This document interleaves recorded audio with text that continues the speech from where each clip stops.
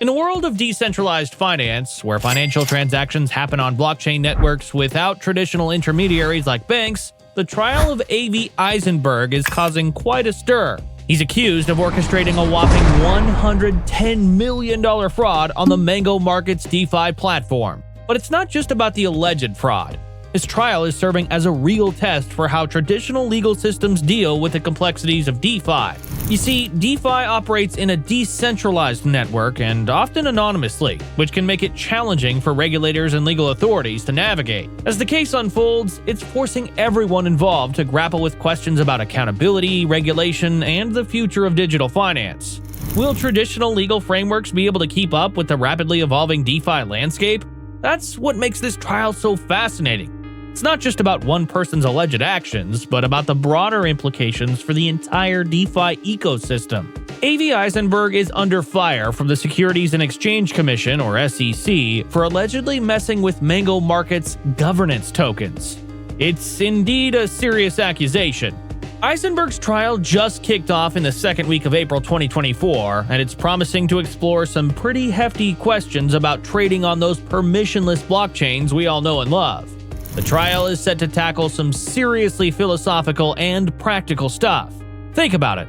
How do we regulate trading in a space that's all about decentralization and openness? It's a real head-scratcher. This trial isn't just any run-of-the-mill legal showdown. It's making history as the first federal criminal trial involving a DeFi trader allegedly breaking U.S. law. That's right.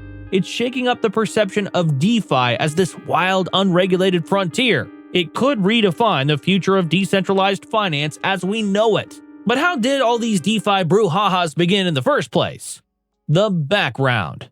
Back in October 2022, Avi Eisenberg made some serious waves in the world of decentralized finance. He pulled off some slick moves on Mango Markets, a DeFi platform on the Solana blockchain.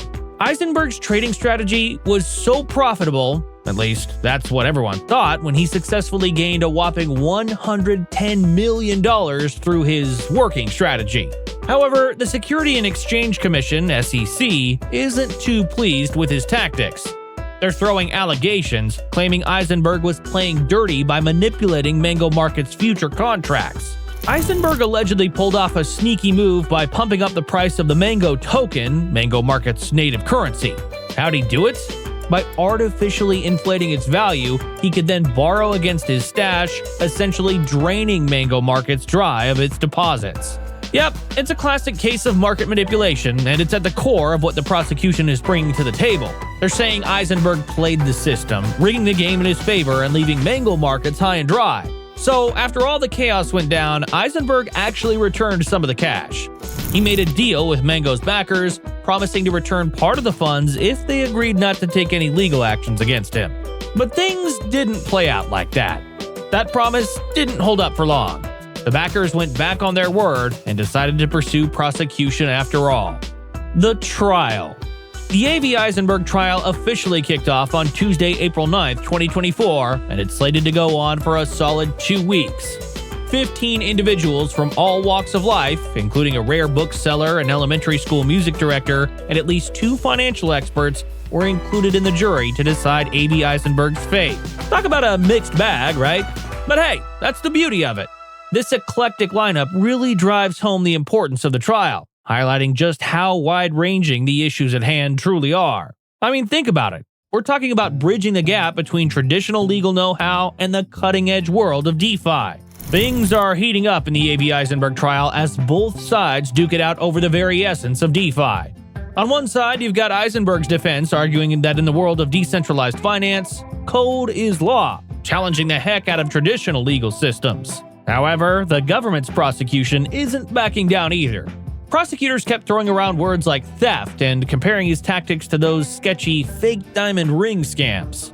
However, Eisenberg's defense isn't going down without a fight. They're firing back, arguing that his actions were totally legit within the wild and woolly world of DeFi. Yep, they're painting it as just another day in the speculative, loosely regulated playground of decentralized finance. As things stand. So here's the latest story. Eisenberg's defense team just dropped a bombshell, hinting that he might take the stand and testify in his own criminal commodities fraud and manipulation trial. However, a final decision is yet to be made. They're still mulling it over, weighing their options as the government's case draws to a close. Now, if Eisenberg gets convicted on all 3 counts, he could be looking at a 20-year stint behind bars. That's some serious time. The government is painting those trades as an illegal gold rush fueled by market manipulation, while Eisenberg's defense is standing firm, calling it nothing more than a legit trading strategy. The prosecutors are wrapping up their case against Eisenberg after a week-long marathon of legal drama. And let me tell you, they are really putting in everything. On Thursday, April 11th, 2024, they brought in a special agent and an expert witness to spill the tea on Eisenberg's alleged issues.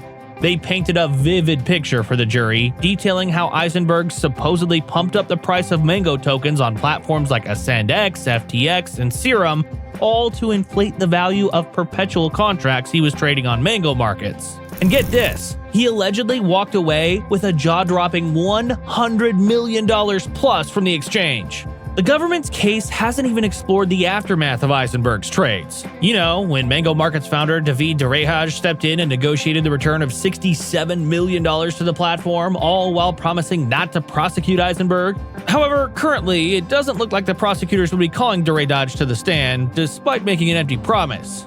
However, defense's game plan just hit a roadblock when Mango Markets founder David Derehaj decided to step back from the spotlight. However, despite not getting served a subpoena, Eisenberg's defense team still wanted to grill Derehaj under oath. Lead defense attorney Sanford Talcon brought the heat, asking Judge Subramanian to intervene and make Derehaj's counsel, Raphael Jacobi, accept a subpoena on behalf of his client. Eisenberg found guilty. The United States District Court for the Southern District of New York dropped a major bombshell. Eisenberg's guilty plea, including charges of wire fraud, commodities fraud, and manipulation, were just confirmed by a group of jurors. The unanimous decision came after hours of intense deliberation following closing arguments on April 17th. The judge could throw the book at Eisenberg, possibly sentencing him to 20 years behind bars. Prosecutors are doubling down on their stance that Eisenberg's fraud charges stick, but when exactly will justice be served? Eisenberg was nabbed in Puerto Rico back in December 2022 and has been in U.S. custody since January 2023. His conviction date is still not clear yet, but rest assured we'll give you an update once it's announced. So, what could this mean for the DeFi world? Amid Avi Eisenberg's trial, there's a heated discussion going on about what exactly constitutes manipulation in the world of smart contract-based transactions. And let me tell you, it's not just a bunch of legal mumbo-jumbo. It's a game changer. Why? Because this trial has the potential to set some major precedents when it comes to regulating DeFi. We're talking about paving the way for new rules and guidelines that could shape the entire future of decentralized finance. However, serious questions are being raised about how traditional finance laws apply to these newfangled decentralized platforms. Can we really use the same old rules in a world that's all about blockchain and cryptocurrencies? Seems there'll be a need for new regulatory approaches that can handle the unique challenges of DeFi. Because applying traditional finance rules to DeFi is not very different from trying to fit a square peg into a round hole. So, what's next in this epic showdown?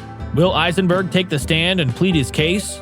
Or will the defense stick to their guns and let the chips fall where they may?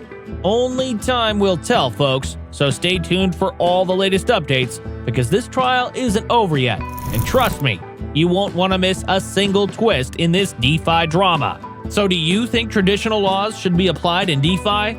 Let us know your opinion in the comments section. See you on the next one.